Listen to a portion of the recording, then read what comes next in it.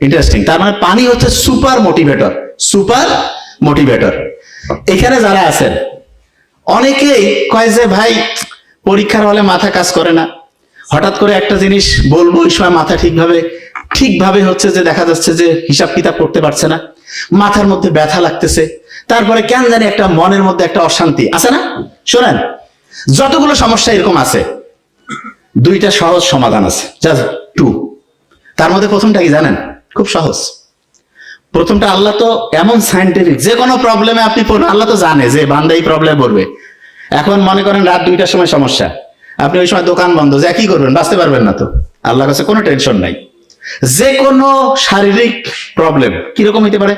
ঘুম আসতেছে না, মাথা ব্যথা, খাবারের রুচি নাই, বুক ধরফর করতেছে, তারপরে মুখ শুকায় যাচ্ছে, ভয় ভয় লাগতেছে, মেজাজ খিটখিটা, আছে না এরকম? এই সমস্যাগুলা খুব কমন, প্রায় হয়।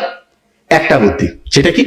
সেটা হচ্ছে আমাদের গোটা শরীরে লক্ষ লক্ষ কোটি কোটি নার্ভ আল্লাহ রাখছে, তার মধ্যে একটা নার্ভের কন্ট্রোল একটা মাত্র আল্লাহ আমাদের হাতে দিছে। এখন যে কেউ বলবে আল্লাহ এত কেন কৃপণতা করলো, মনে হয় মাত্র একটা দিছে। আল্লাহ জানে যে একটা দিয়ে কাম হবে। সুপার। কিরকম? ওই নার্ভটা যদি আমি শান্ত করি, ও মুহূর্তের মধ্যে লক্ষ লক্ষ লক্ষ লক্ষ কোটি কোটি নার্ভ সবগুলো শান্ত করবে। খেয়াল করেন তো, একটু আগে কি বলছিলাম? সেন্টারে একজন যদি ভালো হয় সব ভালো হবে, একটা নার্ভ যদি শান্ত হয় সব শান্ত হবে, একটা যদি অশান্ত হয় সব অশান্ত হবে। এখন অনেকে বলতে পারে যে ভাই ওই নার্ভটা শান্ত করার বুদ্ধি কি? খুব সহজ একটা বুদ্ধি আছে, সেটা বলবো। আপনার ওই নার্ভটা আছে আমাদের ডায়াফ্রাম, মধ্যচ্ছদা, পেটের এইখানে মনে করেন, ওইটার সাথে কানেকশন। এই জন্য পেট চিরে ওইখানে শান্ত করা লাগবে না, খুব সহজ বুদ্ধি দিছে। দেখেন আল্লাহ কত সাইন্টিফিক। আমরা প্রতি মুহূর্তে শ্বাস নিচ্ছি না? নিচ্ছি তো, নাই বলা লাগে যে ভাই শ্বাস নেই নাহলে কিন্তু মরে যাবি, বলা লাগে? সবাই শ্বাস নিচ্ছে। এই শ্বাসের সাথে ওই নার্ভটার কানেকশন দিচ্ছেন। দেখেন কত ইন্টারেস্টিং এবং কত সাইন্টিফিক। পৃথিবীতে এরকম লোক আছে নাকি যে বাঁচি আছে কিন্তু শ্বাস নিচ্ছে না? এরকম আছে? শ্বাস নিবেই। আপনার কাজটা কি জানেন? যখন এরকম যে কোনো টেনশনের অবস্থায় পড়বেন, কিচ্ছু না, 3 থেকে 5 বার 10 বার বুক ভরে শ্বাস নিবেন, ধরে রাখবেন, ছাড়বেন। একটু করেন তো, এখনই ভালো লাগবে। নাক দিয়ে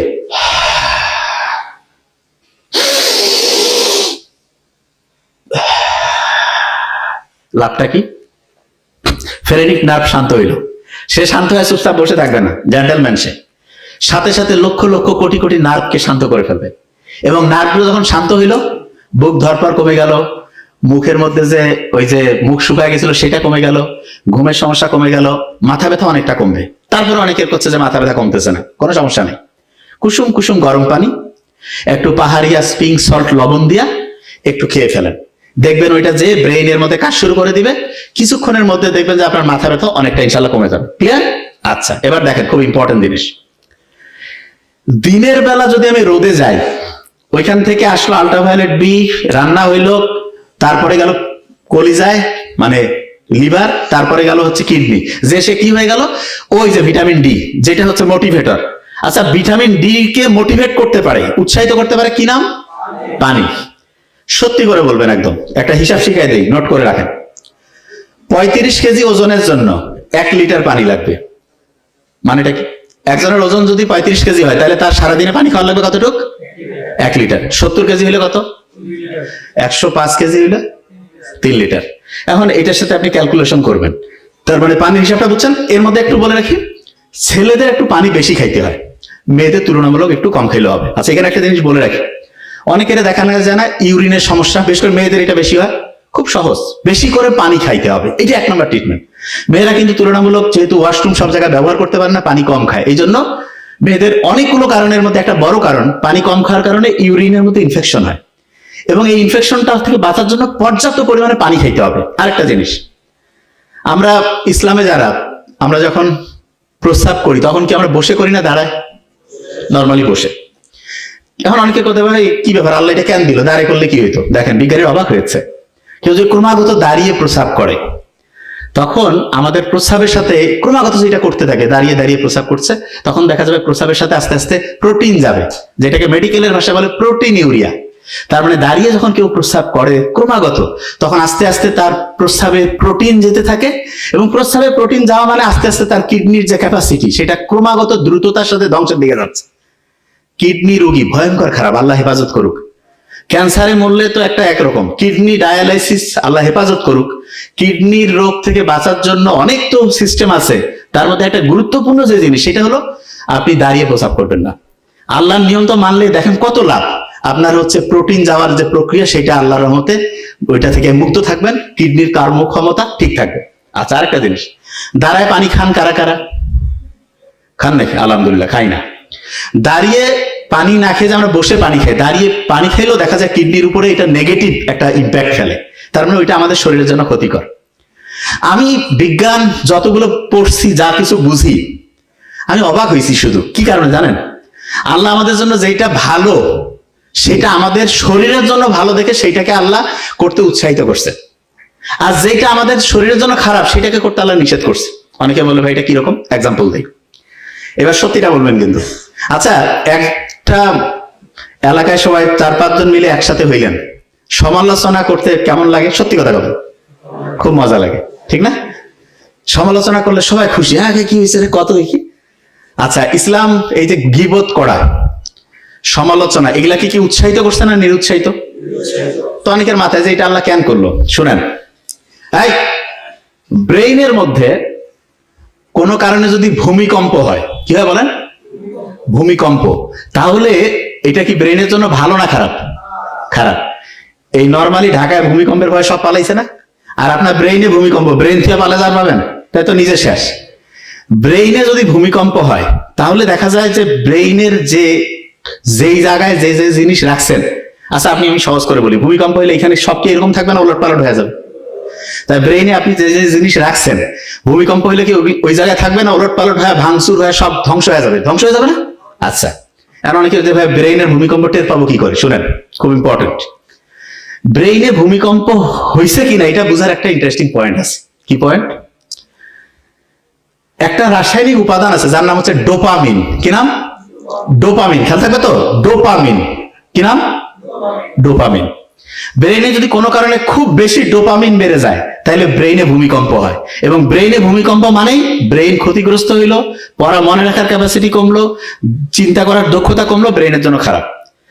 বিজ্ঞানীরা অবাক হয়েছে, যখন কেউ সমালোচনা করে, বিভিন্ন বিষয় সম্বন্ধে হচ্ছে অপ্রয়োজনীয় গল্প গুজব করে, তখন ব্রেইনে হাই ডোপামিন করণ হয়, তখন ব্রেইনে ভূমিকম্প হয়।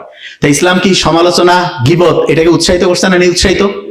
নিরুৎসাহিত। কেন? কারণ আল্লাহ তো জানে, আল্লাহ বানাইছেন এটা, যে হাই ডোপামিন করণ হবে, ব্রেইনের জন্য ক্ষতিকর। আচ্ছা, এবার একটা ইন্টারেস্টিং জিনিস, জুয়া খেলা ইসলামে হালাল না হারাম?